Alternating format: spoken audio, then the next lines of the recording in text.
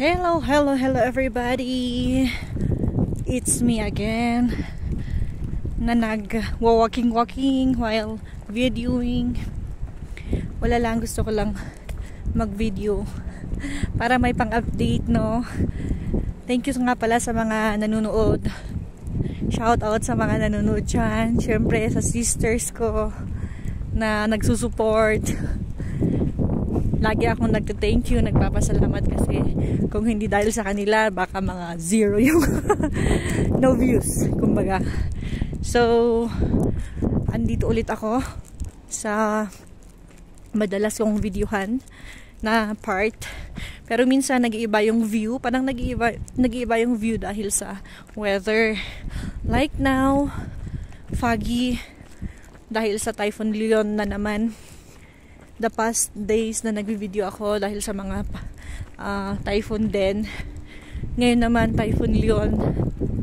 Kakatapos lang ng Typhoon Karina. Ngayon naman biglang sunod si Typhoon Leon. Kaloka, non-stop ang bad weather.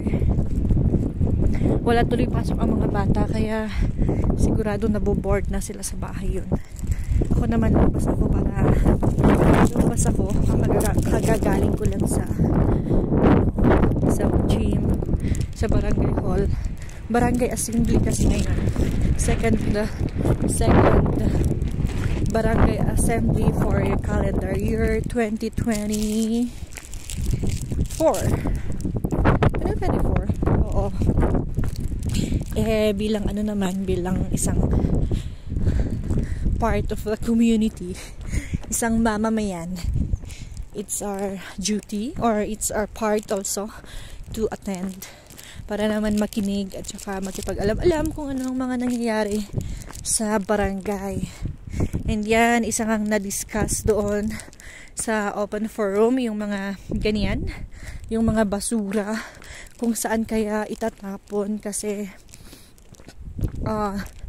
meron kasi silang program before na every third Friday may clean up drive, tapos ipupunta doon sa barangay hall, may maghahakot, ipupunta sa munisipyo, and then from munisipyo to travel to Tarlac. Meron daw doon dumping site pero ngayon daw punong-puno na daw doon sa Tarlac kaya na-stop yung program na yon. Ngayon naman problem na ng barangay, ng community, kung saan nila lalagay yung basura. Kaya ayan, marami nang nagsikalat na yung basura. Bawal din naman, may barangay ordinance na bawal magpuo. Bawal magsunog. Sunog ba? Bawal sunugin yung mga basura.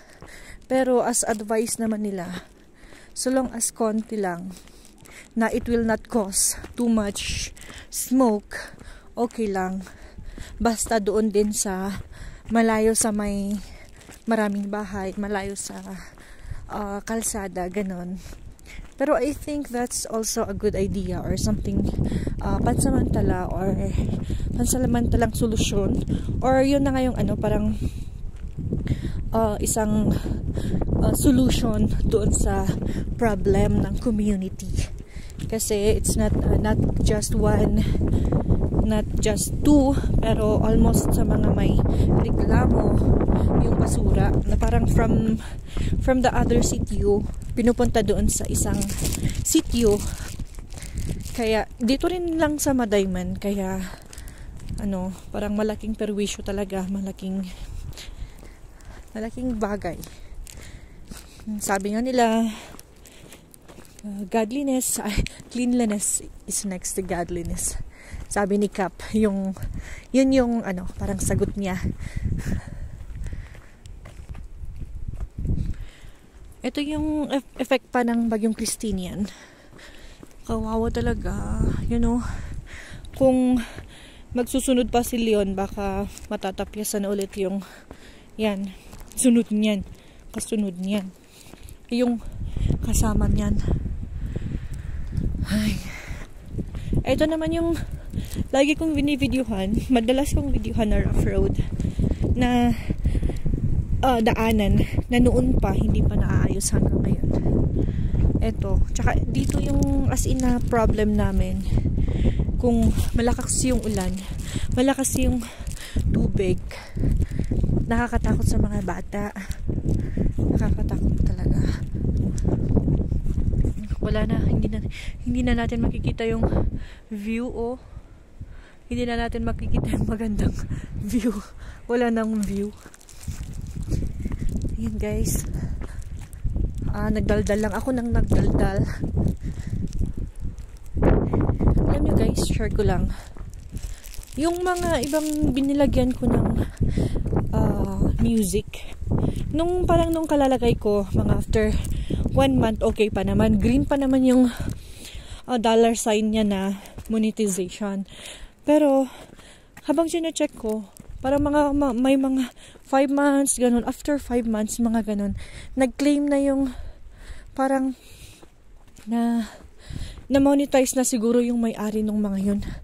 Kaya, naging sharing. Buti nga yung sharing eh.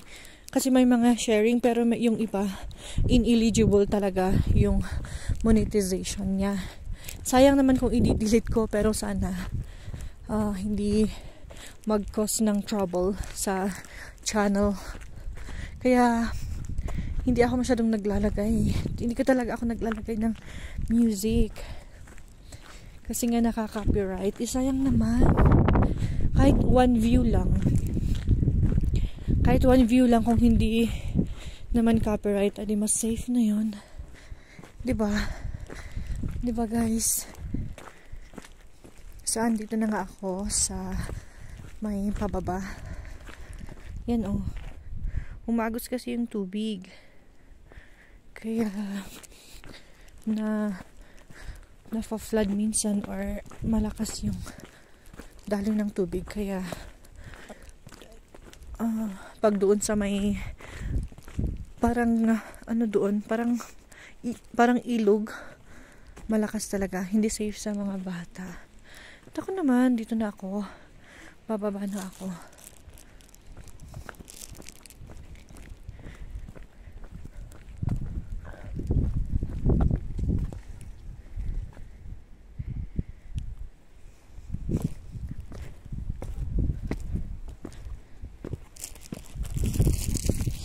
Hindi ko na ginamit yung payong kasi mahangin, masisira. Okay pa naman, walang ulan. Chuan! Yan. Lutong-luto na yung chicks ko. Sa lamig. Hindi sa init, kundi sa lamig. So yan, thank you guys for watching.